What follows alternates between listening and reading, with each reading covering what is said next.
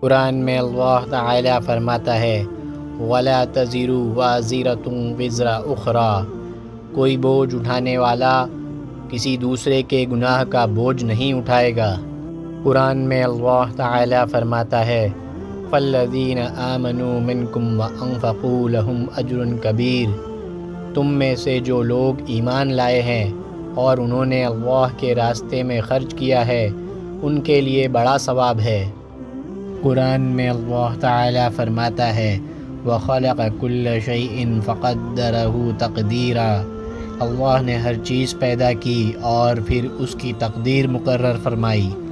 قرآن میں اللہ تعالی فرماتا ہے كُلُّ نَفْسٍ ذَائِقَةُ الْمَوْتِ وَإِنَّمَا تُوَفَّوْنَ أُجُورَكُمْ يَوْمَ الْقِيَامَةِ، ہر جاندار کو موت کا مزہ چکھنا ہے اور تم کو قیامت ہی کے دن اپنے اعمال کا پورا پورا بدلہ دیا جائے گا۔